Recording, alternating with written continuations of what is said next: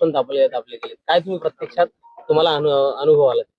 अंबरनाथ नगरपालिकेच्या सार्वजनिक निवडणुकीमध्ये प्रभाग क्रमांक 5 याच्या साऊथ इंडियन कॉलेजमध्ये मी स्वतः प्रत्येक मतदान केंद्रामध्ये जाऊन आलेलो आहे आणि त्या ठिकाणी 6च्या 6 मतदान केंद्रामध्ये मशीन्स ओपन केलेल्या होत्या.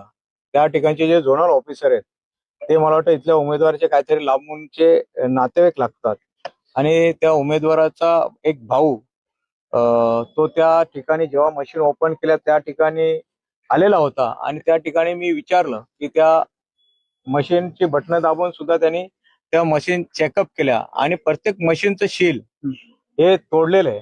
खरोखर आज आपल्या देशामध्ये जे ईव्हीएम विषयी संशय निर्माण झालेला आहे त्या संशयाला एक कुठेतरी कारण म्हणून याच्यावर आज पूर्ण महाराष्ट्रामध्ये बघितले जातील. खरोखर इथले जे अधिकारी होते ते निष्काळजीपणा किंवा जिथले आपले झोनल ऑफिसर होते त्यांचा सुद्धा निष्काळजीपणा झालेला आहे. मी नक्कीच इथले जे आरोप आहेत त्यांना आम्ही मागणी केलेली आमच्या शिवसेना पक्षातर्फे की तात्काळ यांच्यावर कारवाई केली पाहिजे. कारवाई करून ज्या 6 मशीन त्यांनी त्यांचे सील तोडलेले आहेत त्या 6च्या 6 मशीन ज्या रिझर्व्ह मशीन असतात त्यांच्याकडे 8-10% त्या टक्क्यातनं त्या मशीन घेऊन उद्या सुरळीतपणे या वार्डाचं मतदान घ्यावं अशी आमची शिवसेनेची भूमिका आहे. नाहीतर नक्कीच जे विरोधक आमच्यावर आरोप करत असतात की ईव्हीएम सेटिंग या राज्यामध्ये होते आणि त्यालाच कुठेतरी एक गालबोट लागल्यासारखं होईल. म्हणून प्रशासनाने सुद्धा आणि निवडणूक आयोगाने सुद्धा विचार करून त्या तात्काळ मशीन चेंज करून उद्या सुरळीतपणे या ठिकाणचं मतदान घ्यावं अशी शिवसेनेची भूमिका आहे. मतदान केलंय का या मशीन उघडून? त्यांनी केलं. मी स्वतः विचारलं त्या ठिकाणचे जे झोनल ऑफिसर होते ते संजय तेलंगे म्हणून त्यांचा उमेदवाराचा भाऊ होता.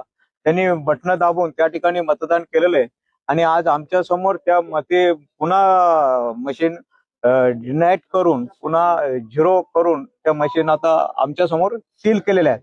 तरी सुद्धा प्रत्येक उमेदवाराला अपेक्षा असते की कुठंतरी त्यांच्यामध्ये एक शंका निर्माण राहील त्या मशीन मध्ये काहीतरी केलेलं आहे. त्यापेक्षा ही सरळ मार्गाने निवडणूक झाली पाहिजे. म्हणून माझी पुन्हा निवडणूक आयोगाला विनंती राहील की या 6च्या 6 मशीन त्यांनी चेंज करून त्या अधिकाऱ्यांवर कारवाई करावी आणि जेणेकरून आपल्या राज्यामध्ये हा चुकीचा जो संदेश आहे तो पोहोचू नये अशी आमची शिवसेनेची भूमिका आहे. ओके सर, अधिकाऱ्यांनी काय स्पष्टीकरण दिलं? अधिकाऱ्यांनी सांगितलं की काही अति हुशार जे अधिकारी असतात आणि त्यांच्या चुकीमुळे हे झालेलं आहे. पण जरी ते अति हुशार अधिकारी असले